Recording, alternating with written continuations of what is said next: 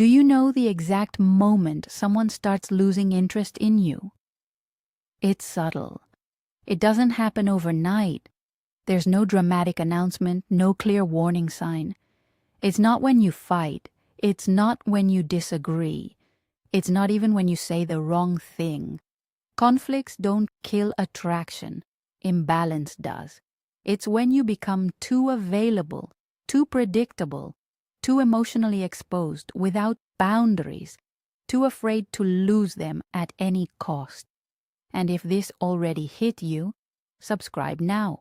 Because this channel is not about romance fantasies. It's about psychological strength. It's about understanding what really moves people. Carl Jung believed that what we chase outside of us is often something we have not integrated within. What obsesses us reveals what we lack. What triggers us reveals what we have not healed. And what we fear losing reveals where we feel incomplete. When you are constantly available, constantly proving, constantly reassuring, when you feel anxiety if they take too long to reply, when silence feels like rejection, when distance feels like abandonment, you are not loving, you are not connecting, you are not building intimacy, you are trying to feel safe, you are seeking validation, you are asking them to confirm your worth, you are waiting for their attention to regulate your emotions, and that creates invisible pressure. Stop seeking validation. This is when they come back. You live as if availability were a moral virtue. You answer immediately, smooth over discomfort, swallow your no, and become the person everyone can count on to absorb tension. It feels noble for a while. It looks like love. But steadily, beneath the apparent kindness, something else grows: predictability. Predictability is a currency others spend against you. It turns your responsiveness into an unpaid service.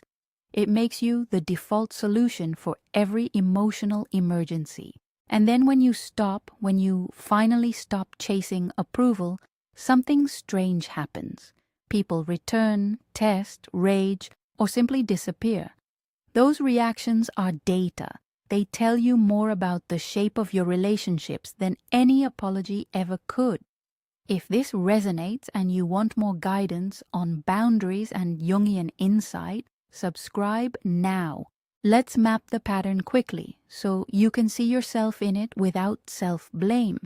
You text back right away because you worry they'll think less of you if you don't. You volunteer your energy at work to avoid awkwardness. You apologize first to end a fight, even when you are not the one who should apologize. Somewhere along the way, your availability became your identity. Carl Jung described masks people wear, what he called the persona, our public face designed to win acceptance. The problem is not wearing a mask. The problem is when you invest so heavily in that mask that you begin to feed your life to it. The persona requires maintenance. Every immediate response, every easy forgiveness, every reflexive soothing is fuel for that mask. You end up depleted, hollowed out, and terrified that if you remove the mask, people will see the emptiness behind it. Then projection arrives. Projection is what happens when someone unconsciously places qualities they cannot accept in themselves onto another person. When you are constantly available, you become an easy target for projection. People put their anger, their neediness, their expectation of repair onto you because you keep repairing. You become a blank canvas for their unexamined content. That is both why you are loved and why you are used. Think of psychic energy as a currency. Every reaction spends it. Guilt, appeasement, explanations, immediate listening. These are transactions. There is no shame in having limited funds. You cannot transfer infinite compassion without impoverishing yourself. Jung never said this in those exact words, but his work about the economy of the psyche gives us a map. Energy conserved is attention reclaimed. Energy spent on soothing others for the sake of approval is energy not available for your projects, your inner life, your real relationships. Why does withdrawing, even a small dignified withdrawal, produce such pronounced reactions? Because predictability collapses. If you stop rewarding a behavior, that behavior either changes, intensifies, or vanishes. Many manipulative dynamics are not violent or dramatic, they are mechanical. Someone discovers they can push your emergency button, a particular text, a tone, a guilt-laden phrase, and you will rush into emotional service. When you no longer press the button, the circuit shorts. People often respond with confusion, accusation, or a sudden attempt to test the boundary. This is the moment the title points to. This is when they come back, or when they lash out, or when they leave. Any of those reactions is information. They reveal whether a relationship was built on mutual care or on convenient access to your emotional labor. But here's the twist. Silence is not passive aggression when used honestly. It can be a sovereign instrument. I do not mean you should punish people by ghosting them to hurt them. I mean you can choose measured unavailability as a means of conserving your energy, clarifying your needs, and inviting others to take responsibility for themselves. Silence exposes projection. When you stop being the safe harbor for someone else's storms, some storms end naturally because no one is ferrying them across anymore. Others will turn toward the storm itself and perhaps, for the first time, learn to navigate it. Consider a small anonymous vignette. A friend only calls in crisis. Bank account empty, a lover gone, a meltdown. You show up every time. 1 week, you wait a day before answering. The next week, you tell them you will not be the first port of call for drama and offer resources, a counselor, a different friend, a plan. At first, they test you, they escalate, they threaten to leave the friendship. Then, after the shock, 2 things may happen. Either they recalibrate, learn to manage without you as a lifeline, and the relationship stabilizes on a healthier footing, or they drift away because what they wanted was an unpaid therapist, not a friend. Both outcomes are meaningful. If they return and commit to a different pattern, the relationship deepens. If they do not return, you are now free to direct your energy toward commitments that require real reciprocity. That return, when it happens, often has 3 possible faces. 1. A humbled, accountable return. The person recognizes their behavior and asks to engage differently. 2. A tactical return. They come back because it is convenient again. Nothing has changed except access. 3. No return at all, which can be painful but clarifying. Interpret any of these as data about the relationship, not as a judgment on you. A person's inability or refusal to grow is not a moral indictment of your worth. It is information to steer your life. Carl Jung said, "Everything that irritates us about others can lead us to a better understanding of ourselves." That line points to a crucial truth. Other people's reactions to your boundary reveal where your own psychic edges are thin. If a boundary elicits panic or fury from someone, notice what that panic is touching inside you. Is it the fear of abandonment, a need for approval, the habit of pleasing? This is not an invitation to self-blame, but to self-inquiry. You discover patterns you can mend and resistances you can respect. How do you begin? Here are concrete, small actions you can try today. These are not weapons, they are practices of sovereignty. Delay responses. Decide on a simple rule. Wait 30 minutes, a few hours, or until the next morning before replying to non-urgent messages. This breaks the reflex and creates breathing room. Breathe before reacting. Take 3 full breaths before you answer difficult texts or engage in heated conversations. The breath interrupts the emotional cascade and lets you choose response over reflex. Use non-explanatory silence. You do not owe immediate explanations for every withdrawal. A short, clear line like, "I won't be available for that today," is sufficient. If you want a gentler version, try, "I can't engage with this right now. Let's talk when emotions are lower." Set micro-boundaries. Say "not today" to draining requests. Use scheduling language. "I can talk about this after 6 p.m.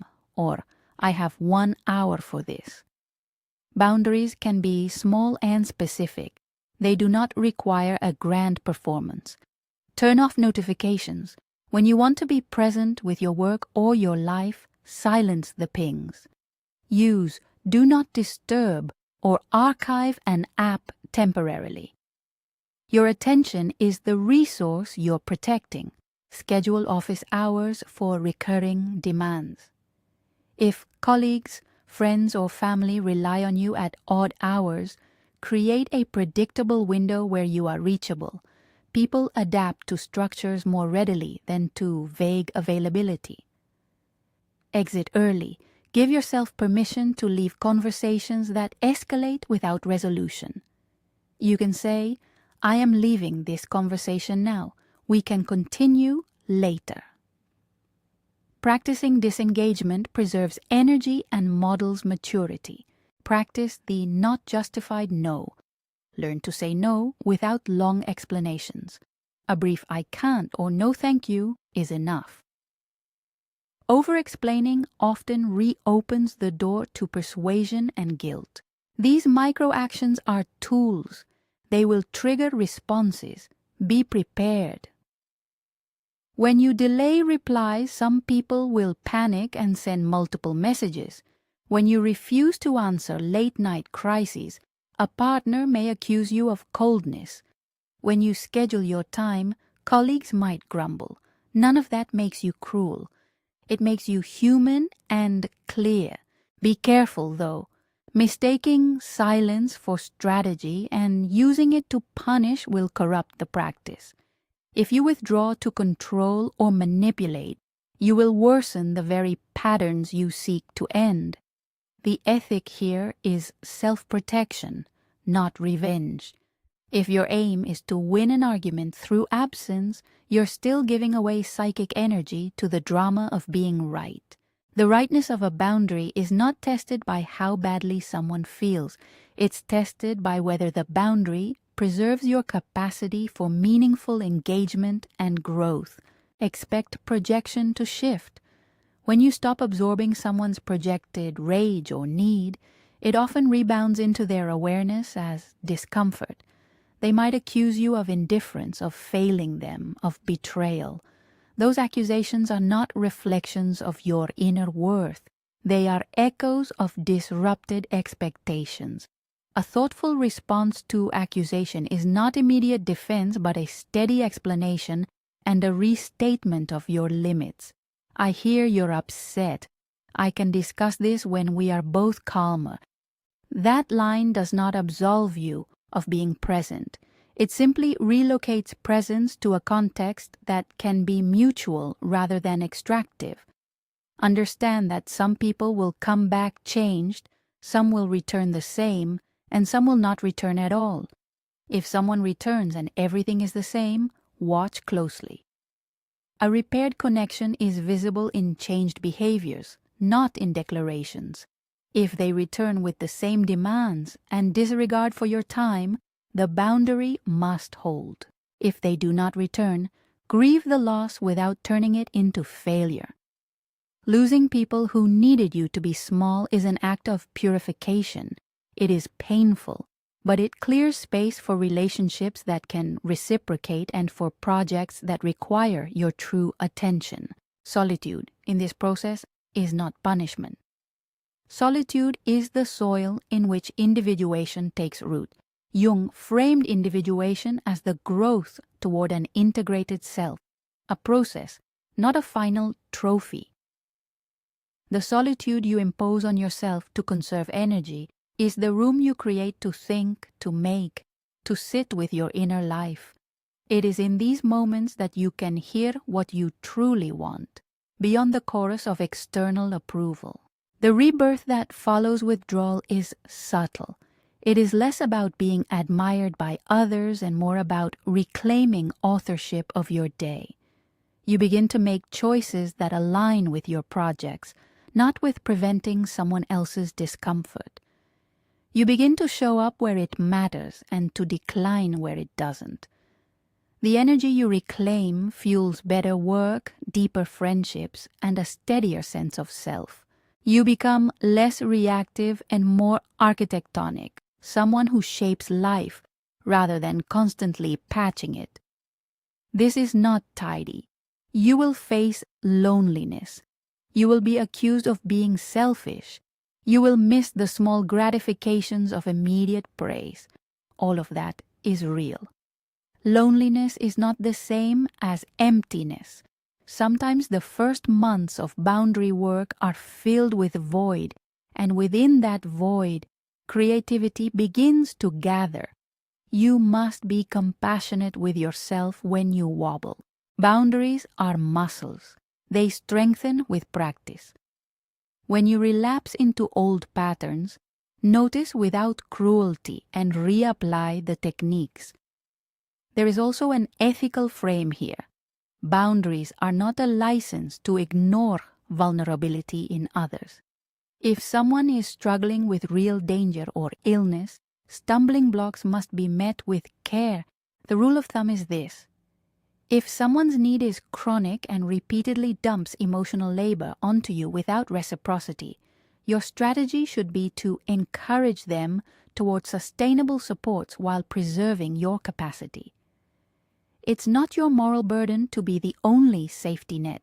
To contextualize the comeback moment again, when you stop seeking validation, you take your predictable reactions off the table. That absence forces other actors in your relational drama to improvise. Many will flail, some will adapt, some will return asking for a different way of being. This is not magic. It is statistical regularity, an observed pattern. When access to a resource shrinks, demand often spikes as actors attempt to reclaim it. That spike can look like reconciliation, but it can also be manipulation disguised as reform. Be attentive. Use returns as an opportunity to gauge change, not to accept empty promises. You might wonder, but what about love? Won't people think I'm cold?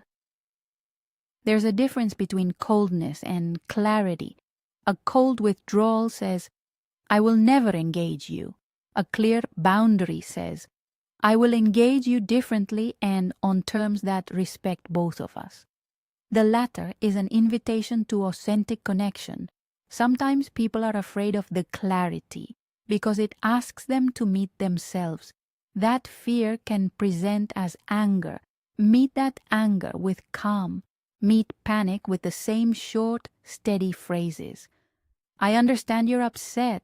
I can't take this on right now. Let's find a way forward that doesn't exhaust me. Remember also that this work is not about moral high ground. It is about reclaiming attention. You can be generous while being intentional. You can be kind without dissolving into availability. The most generous thing you can do for many relationships is to show up whole, not as a hasty repair kit. In practical terms, if you want to test this approach, choose one micro-practice for a week. Delay your responses by a set amount of time. Turn off notifications for 3 hours a day. Say "not today" once before explaining. Track what happens. Notice the reactions without inflating them into a crisis. Ask yourself, did anyone die? Did anything catastrophic occur? Often, the answer is no. What you will notice instead is that the rhythm of your life changes. You produce more. You rest more. You can breathe between demands. Carl Jung also warned that we do not become enlightened by imagining figures of light, but by making the darkness conscious. This is precisely the work of boundary setting. You make the darkness conscious by naming what exhausts you, by noticing why you give yourself away, by seeing the projections that ping off your persona and deciding whether you will accept them. Making the darkness conscious is not heroic withdrawal. It is honest inventory. There will be grief. There will be clarity. The return of others is not the sole metric of success. Success is measured by whether you recover your ability to direct your life. When people return altered, when they return the same, or when they do not return at all, each outcome helps you refine where to put your energy. If they return and nothing changes, let your boundary stand. If they return and begin to meet you differently, practice generosity with discernment. If they do not return, honor the grief and then reallocate attention to the life you are building. If you are tempted to use silence as a way to punish someone, pause. Ask yourself, am I preserving my capacity or am I exacting revenge? The former is sustainable, the latter is corrosive. Your aim is self-determination, not control. Finally, a small ritual to close this exercise. Choose a phrase that affirms your intention. It could be as simple as, I choose my peace, or I guard my time. Repeat it when a reactive urge rises, not as a mantra to shame yourself, but as a contract with your future. If you are willing to begin with one small practice this week, pick the one that feels both doable and meaningful. Delay a reply, turn off notifications for an afternoon, or tell someone you cannot engage right now. Practice with gentleness. If you're ready to claim that peace, write one short line in the comments. I choose my peace. Then watch the next video where we go deeper into concrete scripts and role plays you can use when boundaries are tested. No one said growth would be painless, but it is possible. And in the space you create by refusing to be everyone's emergency, you will find a quieter, steadier version of yourself, more present, more creative, and more sovereign. My ebook, The 21-Day Journey, Stop Living on Crumbs, was created exactly for this.